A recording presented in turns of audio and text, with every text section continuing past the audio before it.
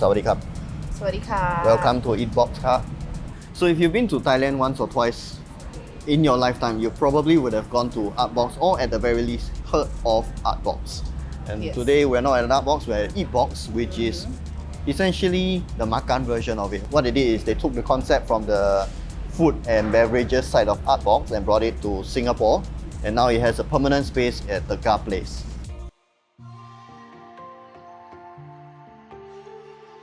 We also just came over from the Slurping Good Insta-exhibition just right next door lah, which is the reason why we'll start with so good So Good. so good noodle So Good is basically mix and match your own instant noodle.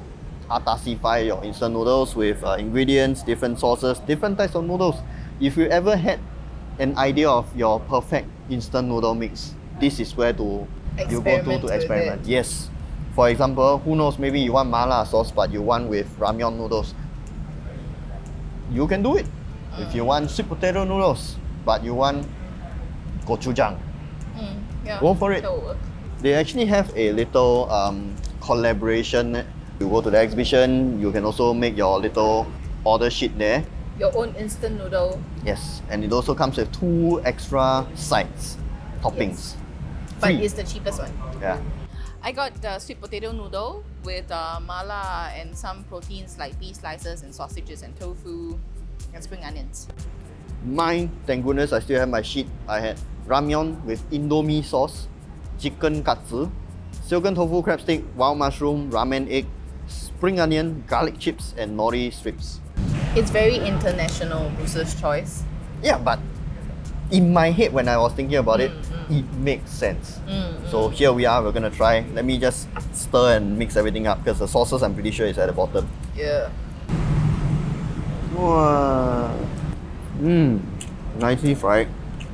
It reminds me of the chicken cutlet you can buy from NTUC. You know what I mean? Oh, the garlic taste is really strong in this. Not bad. It's a properly fried chicken cutlet lor. Nothing wrong about it. Nice crunch, nice crispiness. I'm just super interested in how your ramyeon tastes. Oh, look at the steam, man.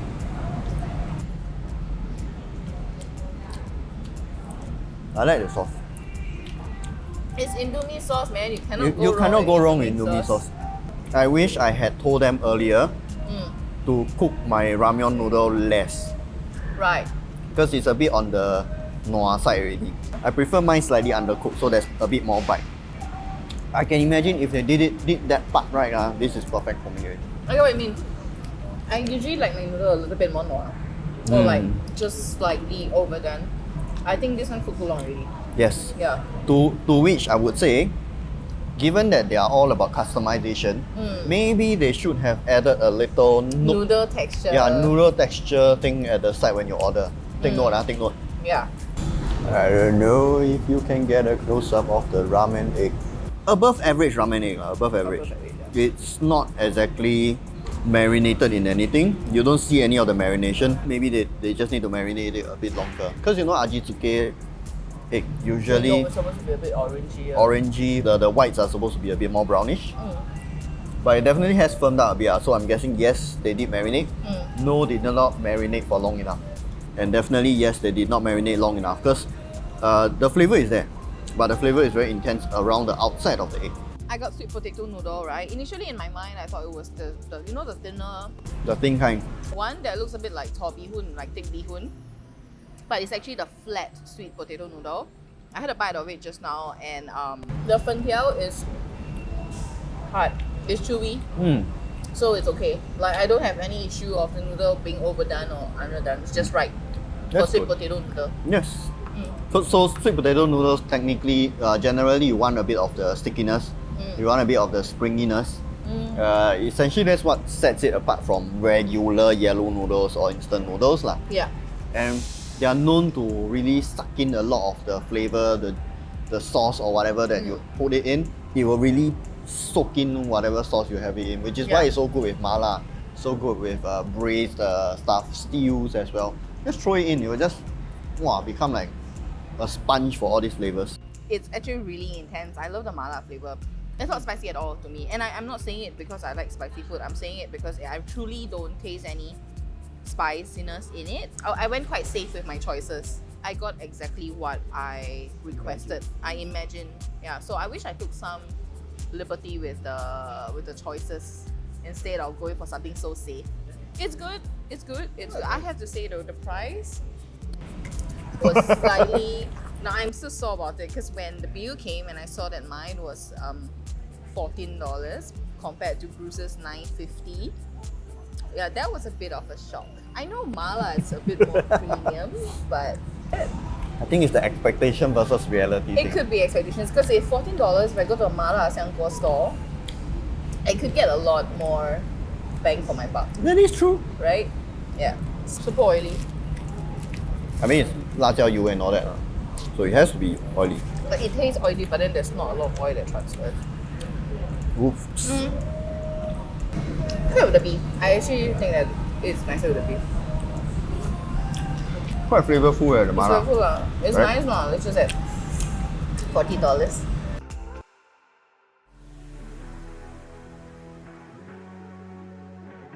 We're waiting for our next item to arrive. So in the meantime, we'll just get some drinks, cleanse our palate lah. Cleanse What our did you get? palate a little. I got the popcorn milk tea from Ethos, which is a local brewery coffee joint. Okay. Yeah. And then I got fresh milk Orh Nee from WAI. It looks like a dessert on its own. Yeah, it is a dessert place. Well, it comes with this Very Bubble fancy packaging. like bubble tea. How is it? Is there a popcorny flavor to it? Why is it? Why that face? It's powerful. Huh? It's powerful. Oh no. It tastes like corn in milk tea. Yeah, it It's is. quite bad. Maybe I chose the wrong flavor today. Today is just a weird day. But I think I chose the wrong flavor and no. it just tastes like corn with milk tea and not in a flattering way at all. Can I try your popcorn one more time? Of course.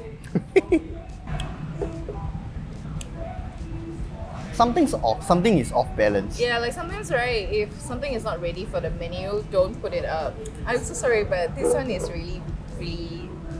Something feels off balance out of it. It feels like Yeah. there's too much popcorn flavoring in it. Yeah. Too strong. And like the tea is too light, so you don't taste the milk tea at all. Just But I have had popcorn milk tea before. And I remember it was not bad. Quite pleasant. this was But not it. in this case, I would say it's really that the popcorn flavoring was a bit too strong. Yeah. This is very, very interesting. It's not proper Orh Nee, because proper Orh Nee you would expect the creamy condensed milk thing, right? Yeah. This one feels like every element is kind of separate. But I'm not mad at it. Oh, okay. I'm not mad at it. I'm mad at this corn end. Alright, I'm gonna try this. I hope it's a lot better than what I had. At least I can say that the Orh flavor is not too strong. Some people don't like yam flavor. I thought I tasted the Orh Nee a lot more. Like it's grassier than I expected. Like, because when it's in Orh Nee form, right? Traditional Orh Nee has a very strong cream flavor. It's a lot more creamier. This one I can taste the individual Yeah, lor. yams. That's why I say brand. like every element is separate. Yeah. But I'm not mad at it. But I'm not mad at it. Yeah, I'm not mad at it like the popcorn milk tea. Maybe your coffee is really good. I'll give it a try next. Speaking of trying out next, if you frequent the area or if you work around the area, this is actually a pretty good idea to try their stuff out, because if you bring the bottle back to them, you get you can refill any flavor for just $3. Yeah. So all in all, quite worth it lah. Sustainability, right? It's great. You could fill it up with your own coffee as well.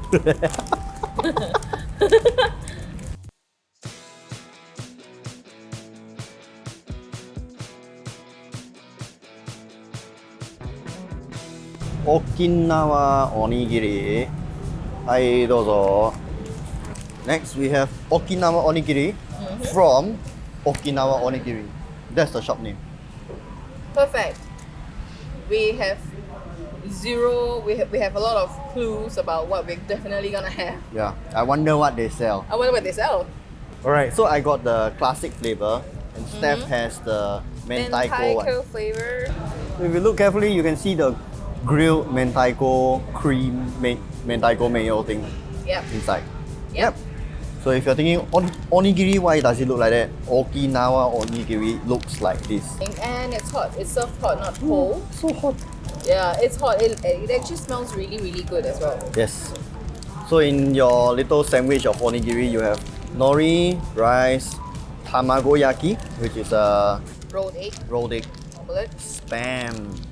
spam. Yeah, spam is always good. Yes. It looks good. I feel like this is definitely good already. I don't know. Is that too biased? Maybe. Quite. Let's go.